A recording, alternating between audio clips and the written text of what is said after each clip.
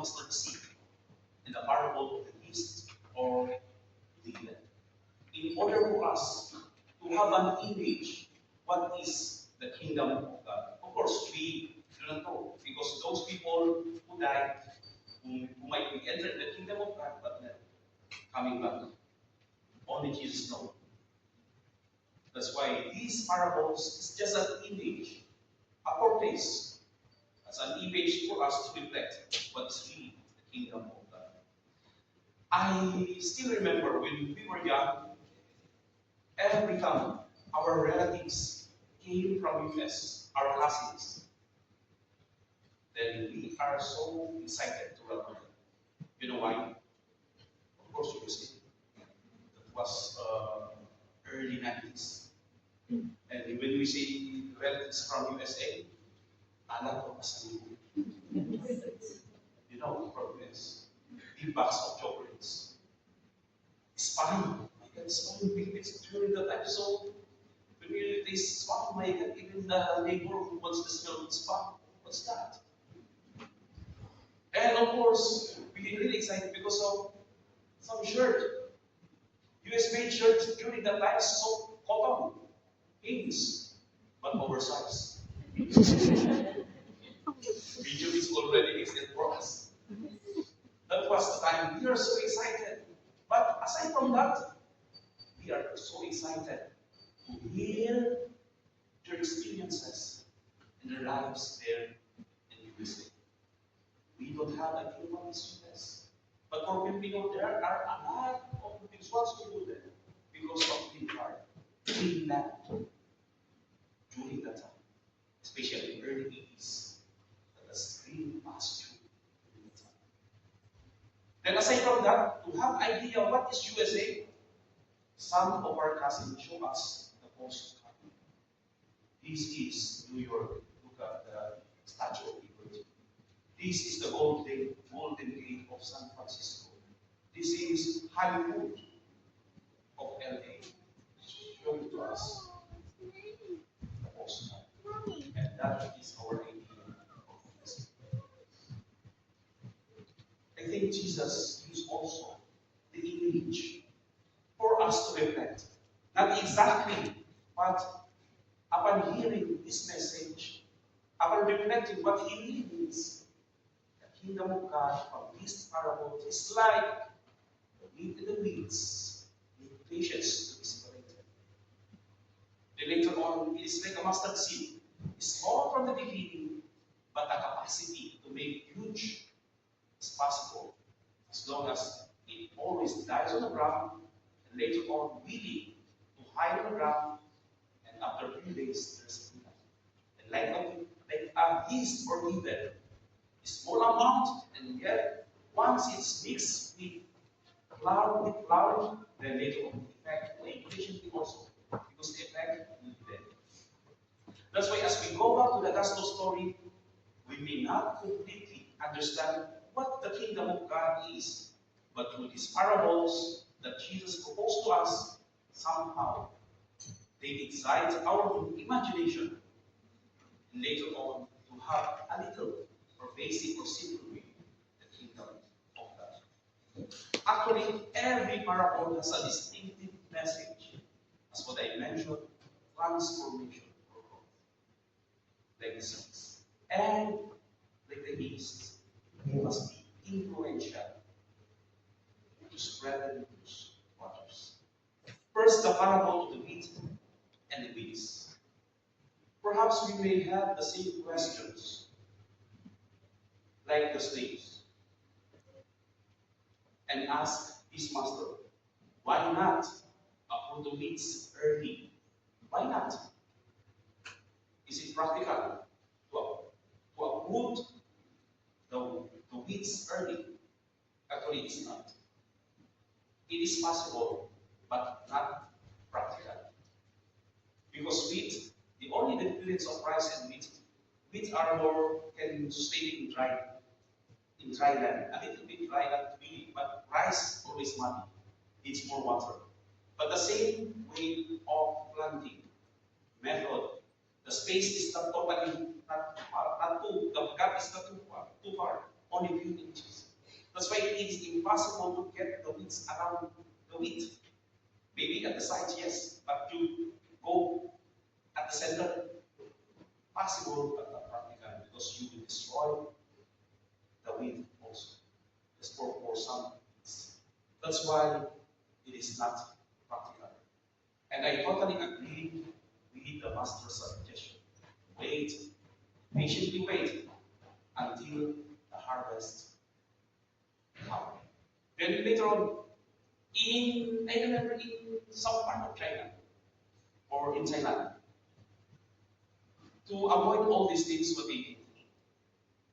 did they free some seedlings, fish, or crablettes, or they let the ducks go on to eat some pests, spiders, things.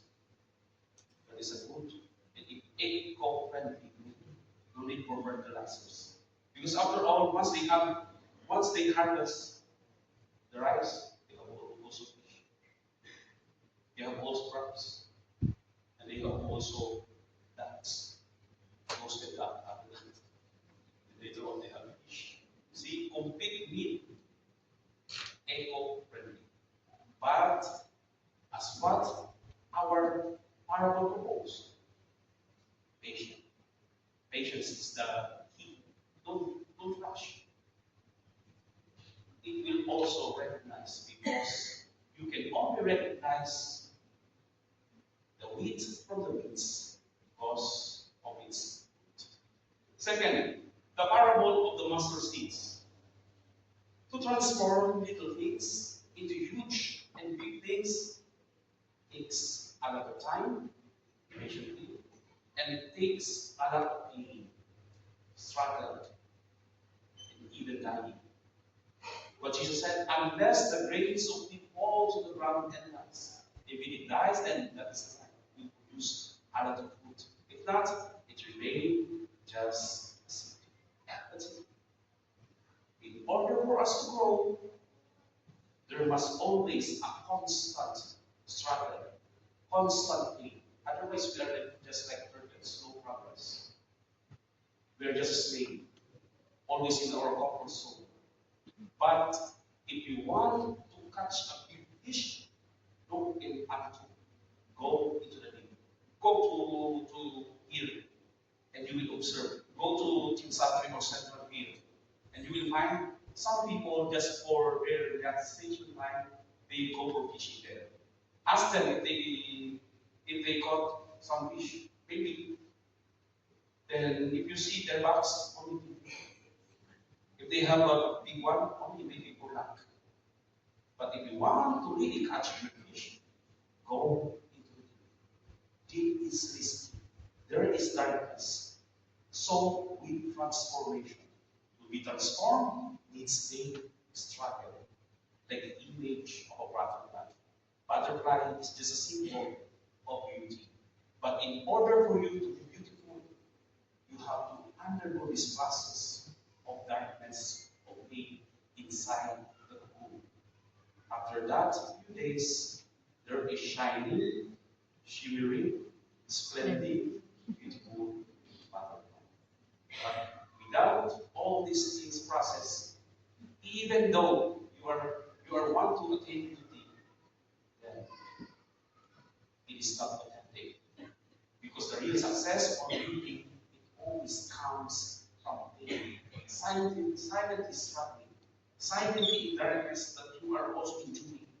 Because after all, it is not just an appearance. It is the conversion of the heart, of our mind, of our totality, of our life that make us totally change that appearance. That's why it is not metamorphosis, but metakoya. Beauty just reflects. Because one is important, what that change in ourselves. Transform like a mustard seed. Lastly, the parable of the yeast. Yeast is used for food fermentation, such as baking and making drinks like alcohol. In baking, it leavens, it rises the dough to make bread or cake soft and fluffy. And in making drinks, yeast convert sugars in drinks into alcohol and carbonation. That's why they are important. A small amount, but it affects others. I like the word affects than infect. Infects something negative, infectious, like a wounds or some virus. It contaminates. But good thing must not contaminate. Must not hurt others. Good things must always affect others than infect. Instead of contaminate, influence others. That's why, as a Christians, always coming here into our holy mass every Sunday, or Bible for you every day. Am I a Christian in name or a Christian in action that can infect or affect others? Because like this, too much yeast also can destroy the fermentation of the food. That's why it's small amount. But little things, little good things, little amount of good things, it will influence and affect others. They said, if you cannot feed thousands of people, if you cannot feed hundreds of people, if you cannot feed 10 people, and if you cannot feed at least one people, if you cannot feed one, at least for yourself, don't help others. Don't hurt others by your words or all the more by your action. If you cannot totally help others, at least be a good yeast that influence affect other lives because of your goodness. In these three parables, that somehow gives us the idea what is the kingdom of heaven, what is the kingdom of God.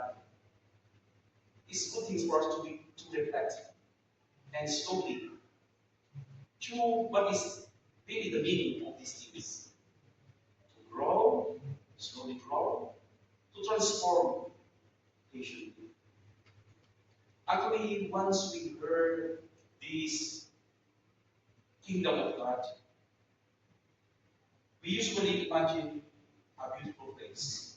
Because the word kingdom, the word king, that's why when we were young, when we say kingdom, castle, beautiful place, beautiful lawn, beautiful garden, king, queen, princess, soldiers, etc. These are the kingdom. A safe and peaceful place of environment where there's a youth fortress. It's like a city that is protected from the outdoor, from other intruders. That is our concept of kingdom. Beautiful, safe place, peaceful place, managed or regulated. Or it is an event, a feast, eating, marrying. That is our common image of the kingdom. But it is not totally or completely. It is part of the kingdom. Because for me, in my own perspective, the kingdom of God is where the king is. That's one. The kingdom of God is where God is. God's king. Two words. King and God. Where God is, where King is, Christ is the king, there is the kingdom. It is not a location. It is not a place. It is not just a beautiful place or event. It is a moment that we realize that we are in the presence of God. Wherever God is, wherever Jesus is, there is the kingdom of God. But it is only possible to encounter and experience this moment, this feeling of being with God, only first if we allow ourselves to be transformed, if we become fruitful with rather than weeds, if we are willing to grow like little seeds scattered on the ground and even willing to die to ourselves and for others. And lastly, if we are willing to be influenced and be uplifted by others, and our good works be shared to others, vice versa, like His, then the kingdom of God belongs to us. Amen. Thank you.